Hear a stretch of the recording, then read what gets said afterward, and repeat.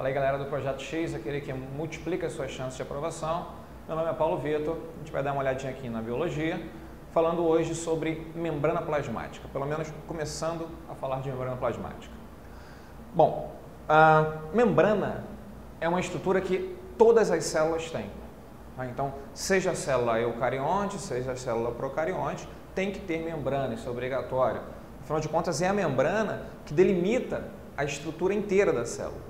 É ela que diz onde começa e onde termina. Se você tira a membrana, todo o material interno extravasa, acabou a célula.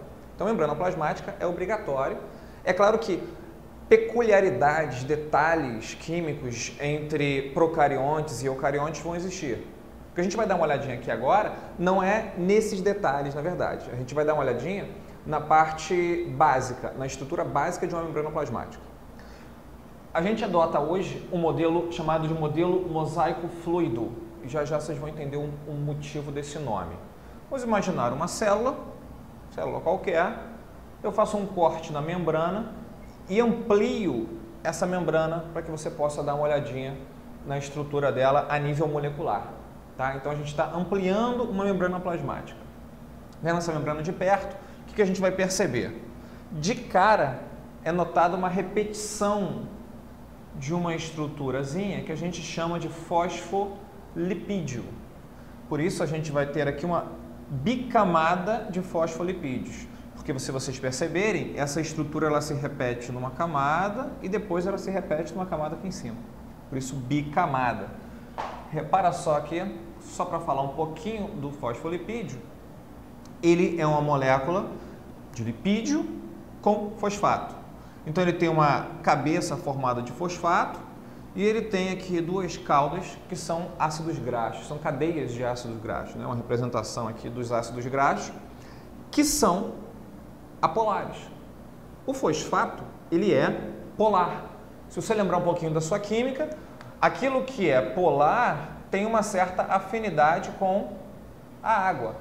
E aquilo que é apolar não curte tanto a água.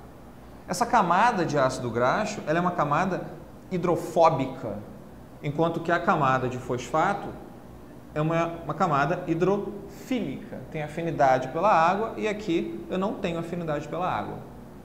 Entendendo essa estrutura, a gente consegue compreender por que a organização da membrana agora é desse jeitão. Porque repara bem, toda a parte que gosta da água, que é hidrofílica, está voltada ou para o lado de dentro da célula ou para o lado de fora. Isso me leva a crer que dentro e fora da célula eu tenho ambientes com água. Por isso, as camadas hidrofóbicas elas se viram para dentro dessa estrutura, se escondendo da água. Então, a organização ela vai ser sempre assim. E por repetições, como se fosse um mosaico. Por isso a ideia do modelo mosaico, porque a estrutura de fosfolipídios ela vai ser sempre desse jeitão.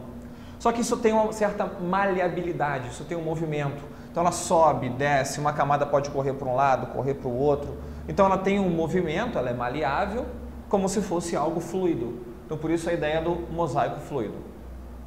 Seja célula eucarionte, seja célula procarionte, essa bicamada de fosfolipídio, ela vai estar presente, ela tem que estar presente.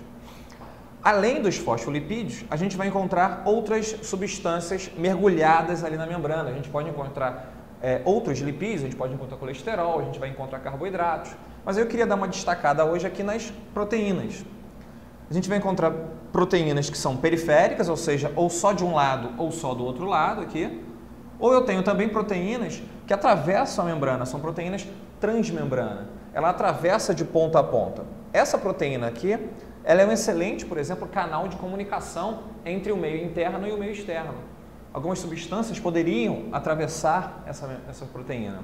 Já as proteínas periféricas, elas são muito boas como sinalizadoras. Elas recebem determinados sinais e elas podem emitir esse sinal para o lado de dentro da célula. Receber do lado de fora e mandar para o lado de dentro. São essenciais para a comunicação.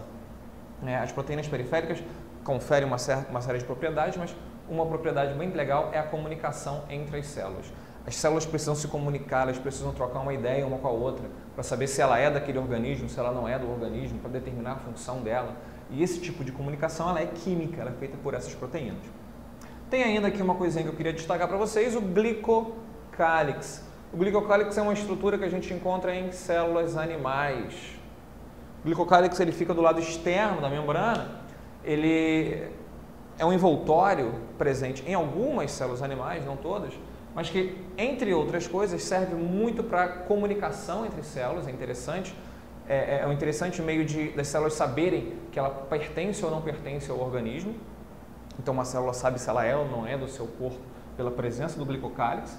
E o glicocálix também, ele é um determinante importante para a célula saber que está na hora dela parar de se dividir, por exemplo.